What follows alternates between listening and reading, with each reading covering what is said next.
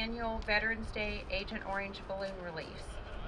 I'd like to take just a minute to tell you a little bit about the Agent Orange Victims and Widows Support Network, the organization that is the originator of today's event, and a little bit about their Quilt of Tears. The quilts were originally begun in order to draw national attention to the plight of Vietnam veterans and their families who have been affected by the use of Agent Orange. Many herbicides, insecticides, and chemicals were used during the Vietnam War. These chemicals came in many different forms, from dusts and powders to tablets and pellets to liquids. They came in containers as small as an aerosol can or as large as a 55-gallon drum. The receptacles used to store, transport, and disperse these chemicals were painted in several different colors: orange, purple, green. Today, the term Agent Orange is used to collectively identify all chemicals used during the Vietnam War. During the 1980s, the first Agent Orange Quilt of Tears project was started by Jenny Lefevre to commemorate the death of her husband, which would eventually become a grocery list of illnesses that are presumed to have been caused by exposure to Agent Orange. Jenny, as one of the original Agent Orange widows, continued throughout her life to fight the battle pertaining to Agent Orange and its effects on Vietnam veterans and their families. Today, the Quilt of Tears is made up of 27 panels and travels around the country for exhibition, much in the same way as the Moving Viet Wallen Museum that visits communities throughout the United States. The quilts have a life of their own and speak for themselves. Each panel is composed of individual blocks, each block telling the story of one individual who has died from an illness directly caused by their exposure to Agent Orange. On this Veterans Day 2011, please join with me in a moment of silence as today we come together with groups of people all across our country who pause to remember, reflect, and honor all of those who have been affected by the use of Agent Orange.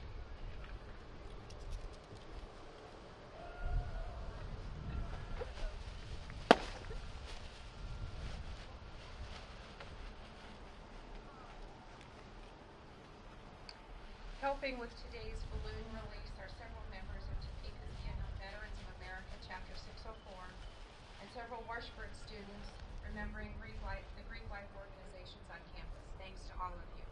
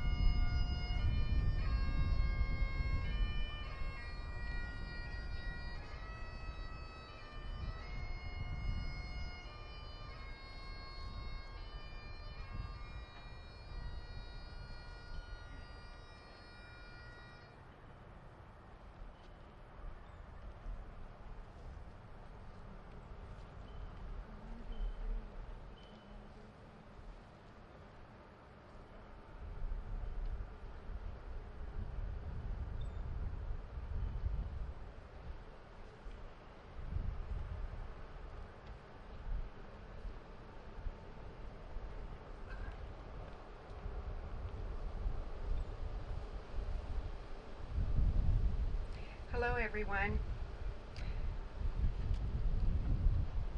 Welcome to this 24th annual Veterans Day ceremony at Washburn University. We are pleased to have all of you here, and we're very thankful for such a beautiful day. You just can't plan a day like this. We are here to honor the service and sacrifice of our fellow Americans. Thank you to the servicemen and women and their family members.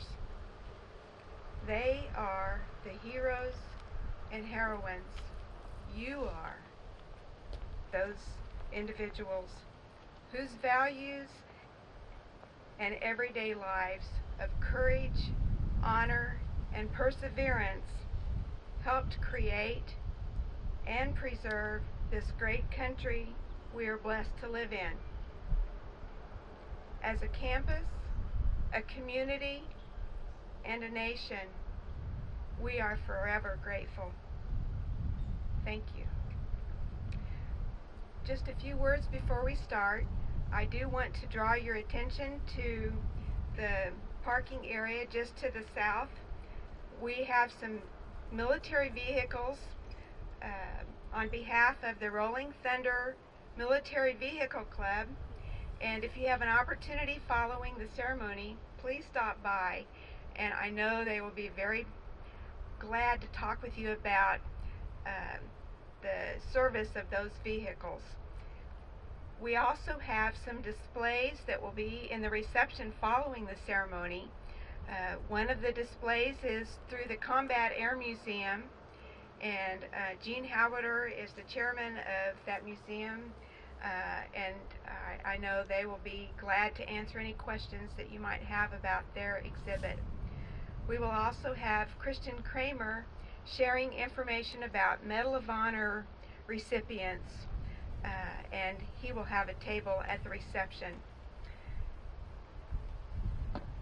I can't begin to thank everyone who has helped bring their part to this ceremony.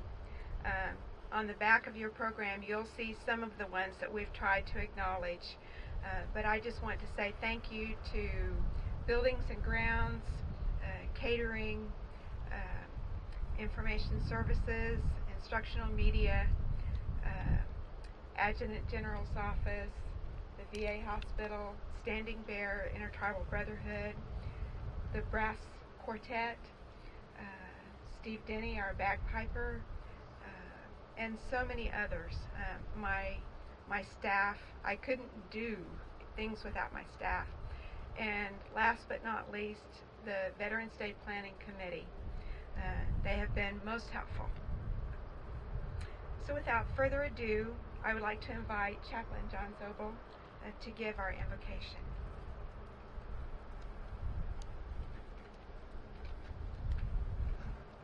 Please join with me in prayer. Eternal God, this day is made sacred by the heroic lives of all veterans who have served our country and those who are still serving today. We are grateful for the freedom which has been given to us all. We have felt your presence while standing watch in dark and dangerous places, or in silent, lonely outposts, or aboard a ship in distant and hostile seas.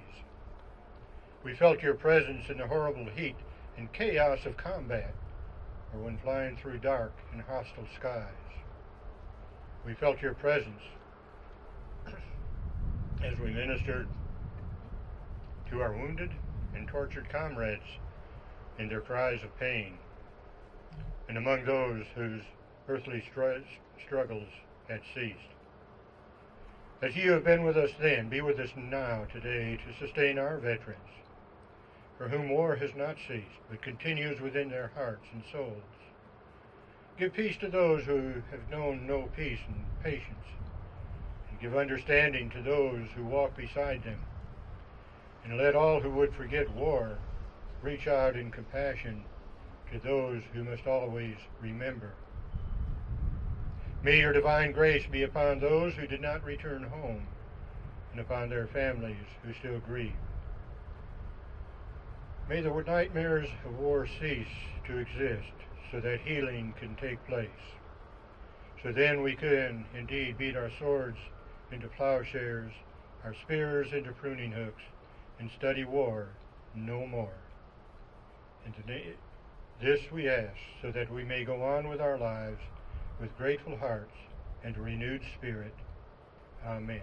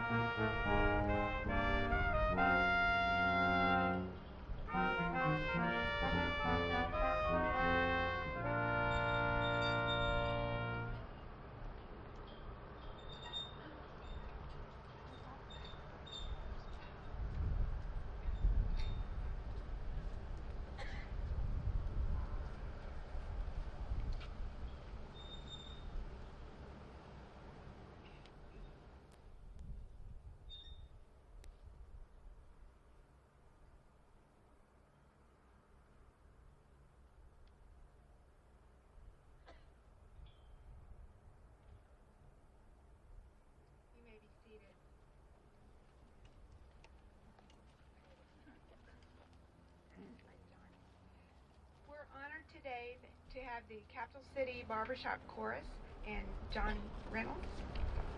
Right.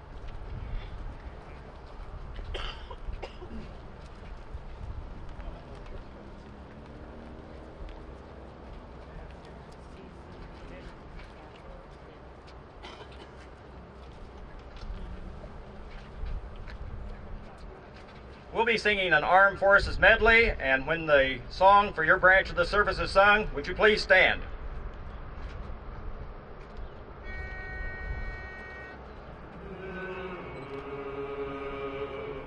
From the rising of the sun till the battle's fought and won, we will fight for the right and defend our country.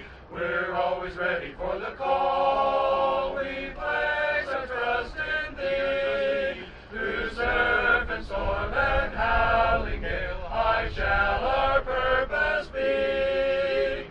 Semper Paratus is our guide, our pledge, our motto too. We're always ready, do or die. High Coast Guard, we fight for you.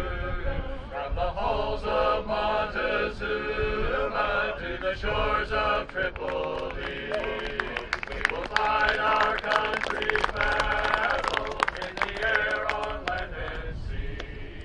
First we fight for right and freedom, and to keep our honor clean. We are proud to claim the title of United States Marines. Da-da-da-da,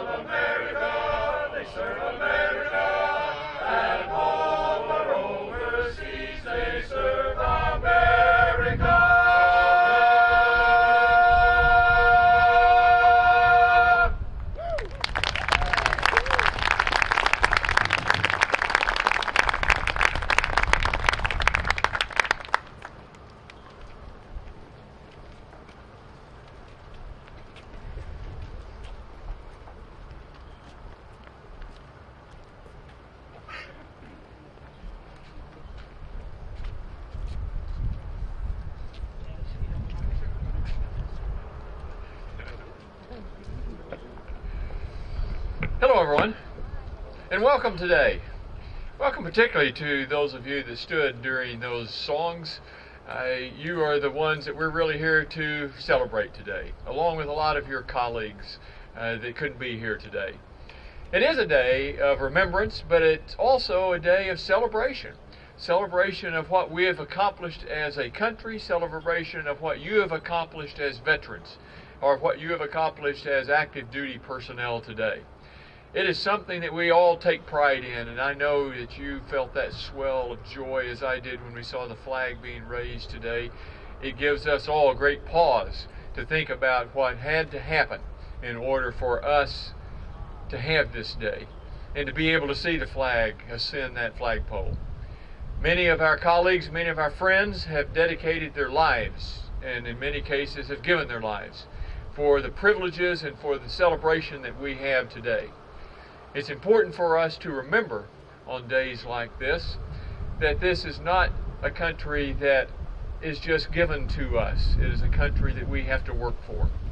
And having you and your colleagues and your friends all remembering today how important this is something special to us. We're glad here at Washburn that we can participate in this each year and that we can show our students how much joy we take in being a part of this great country and being a part of this great military service.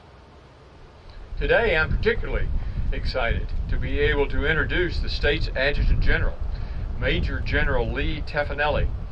Now he has been in this position since late January this year. Before that, he's had an enormously successful career doing so many things that I couldn't list them all in the time we have. But today he provides the command and control for almost 8,000 airmen and Army National Guardsmen in the state. He also is the director of the emergency preparedness for the state, so he is the one that musters all of the people to come out when there's some kind of disaster, of which we've had far too many of, as I know all of you think. But he does that in a way that provides all of us with a sense of pride and accomplishment in his service, but also in what he provides to the state of Kansas. He has had, as I said, many different assignments and at least one tour in Iraq.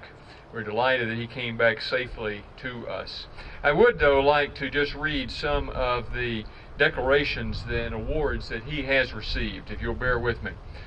Bronze Star, Meritorious Service Medal with 1 oak leaf cluster, Army Commendation Medal with 2 oak leaf clusters, Army Achievement Medal with oak leaf cluster, Global War on Terrorism Medal, Iraq Campaign Medal, Combat Action Badge. I don't know why you did this, but Paratrooper Badge. Perfectly good airplanes, and you jump from them. And Air Assault Badge. He has had a wonderfully successful career, and we're so proud that he now serves as our Adjutant General. Please welcome Major General Teffanelli.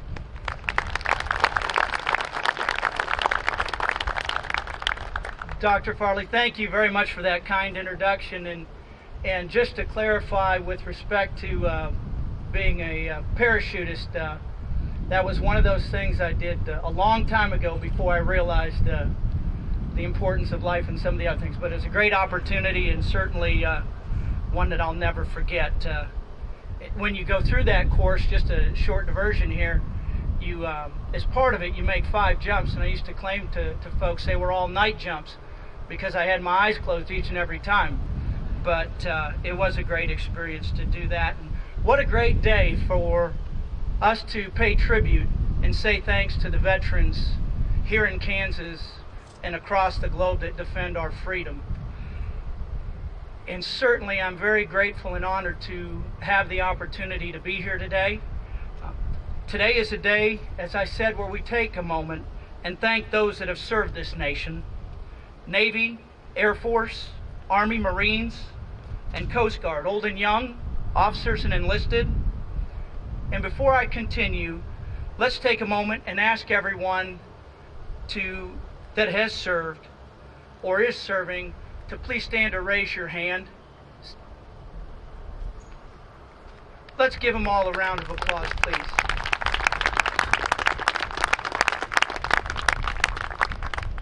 thank you for what you've done for your country. On behalf of the people of Kansas, thank you. And to our Vietnam veterans, I say welcome home. If you'll grant me just a few moments, I'd like to talk about why our country's veterans are so important to us and why they deserve our deep appreciation and what Veterans Day really means. At the 2004 dedication of the World War II Memorial, Senator Dole most appropriately said, and I think it's very appropriate as we stand next to the Vietnam Memorial here, he said, what we dedicated today is not a memorial to war. Rather, it's a tribute to the physical and moral courage that makes heroes out of farm and city boys and inspires Americans in every generation to lay down their lives for people that they will never meet, for ideals that make life itself worth living. And today is not about war. Today is about the brave men and women who believe not only in the United States, but in the very idea of the United States. If you'll let me explain. More than any others, our veterans have always understood that this nation is just not like every other nation. America is a marvelous 235-year-old experiment that the world thought would never last. We are a country built on principles so cherished in the human heart that the entire generations of young have gladly gone into harm's way to ensure that America's founding ideas would always survive. Is that a Black Hawk? That's what freedom looks like.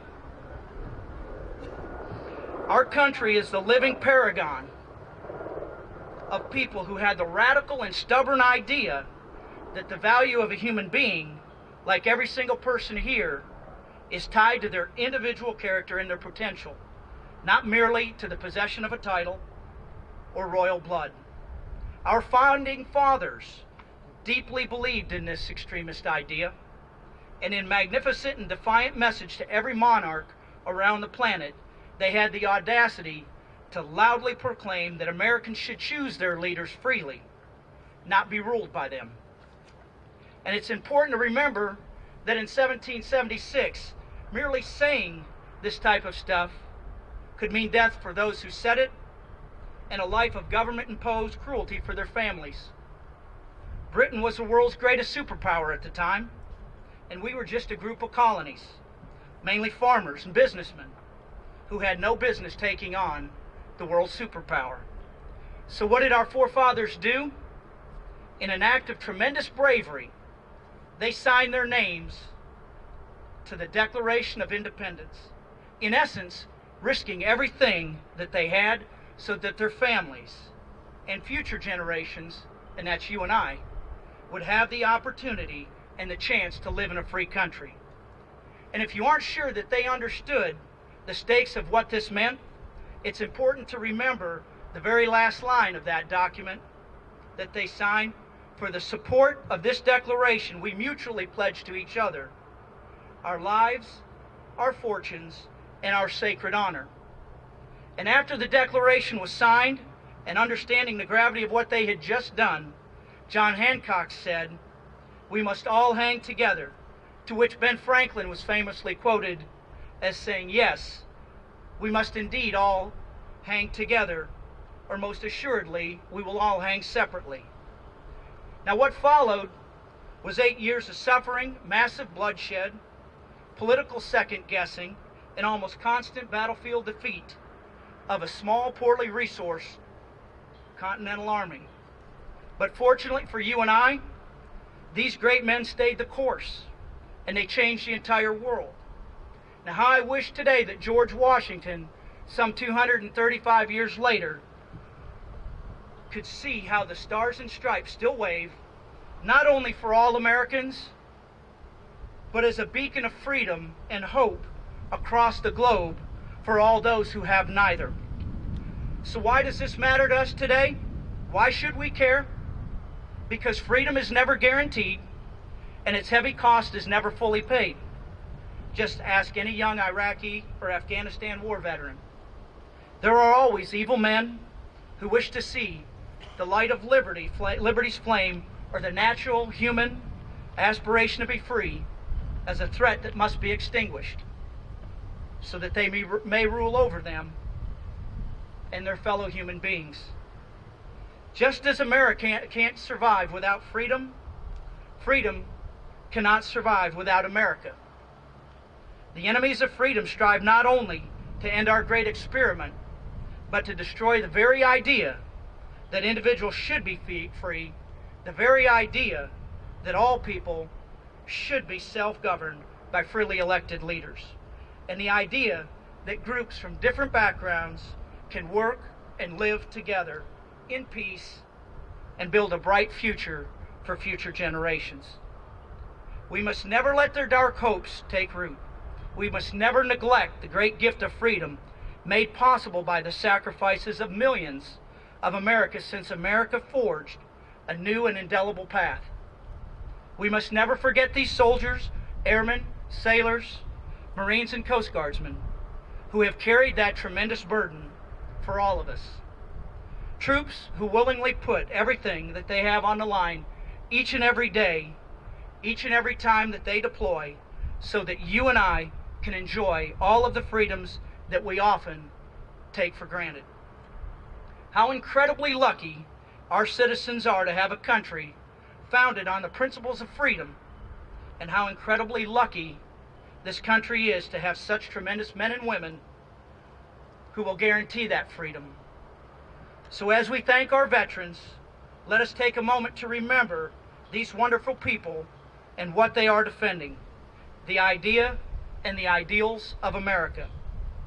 Because of people like you and a great university like Washburn, who embrace and cherish these events, I have supreme confidence that 235 years from now, that they will still be a source of hope and inspiration for the future. Thank you all for your service and your sacrifice, and thank you for carrying the spirit of freedom in your hearts.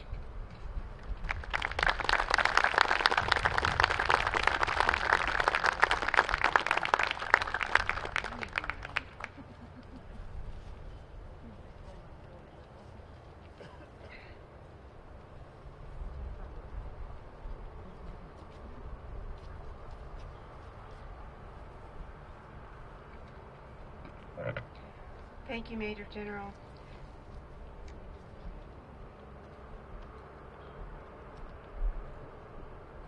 At this time, I would like to share some names with you of campus, family members, of others, of veterans who have served, and loved ones, presently, in the past, and even those who have passed away. Michael J. O'Toole, deceased, received a bachelor's degree from Washburn in 1975, rank of colonel, served in the Kansas Air National Guard, U.S. Air Force, from 1970 to 2003. 1970 to 73, Kansas Air National Guard. He was also in Washburn Air Force ROTC. The Air Force was a wing commander, 190th Air Refueling Wing at Ford's. John P. Duffy, Senior Master Sergeant, United States Air Force Strategic Air Command during World War II, served in Germany. Elbert Miner, Corporal in the Marines during World War II, served in the Pacific.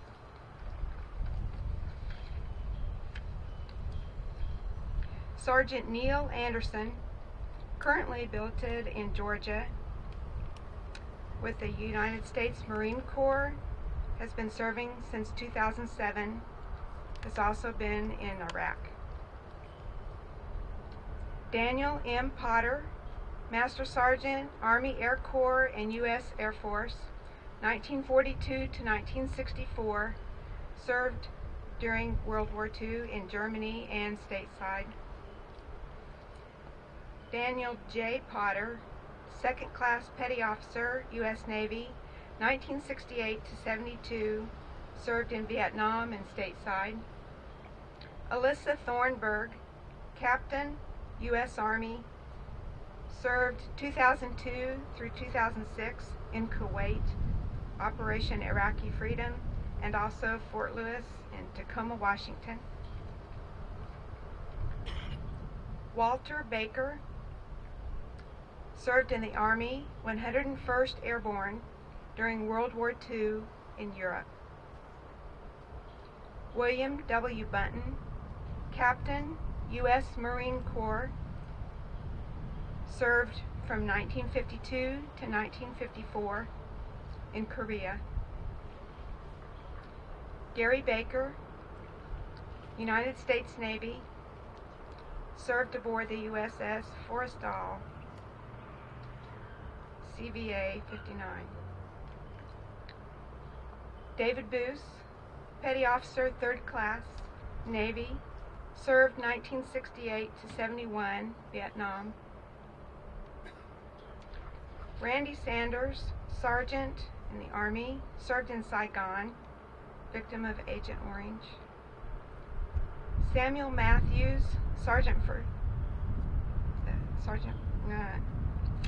SFC, Navy, served during World War II at Pearl Harbor and also served in Japan. Dave Pennington, Staff Sergeant in the Army, 69th Infantry Brigade, 1972 to 78 in the U.S. Al Matthews, served in the Navy in Vietnam. Quentin Roscoe Russell, served in the Air Force in Vietnam. Albert James Lyons, Jr., Private First Class, stationed at Tan Son Nhut Airport near Saigon, 1964-65.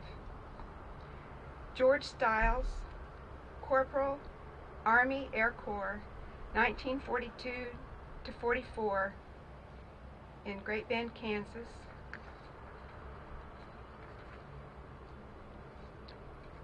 William C. Leach, Chief Master Sergeant, U.S. Air Force, 1963 to 93, served in Vietnam, Germany, Korea, and the United States.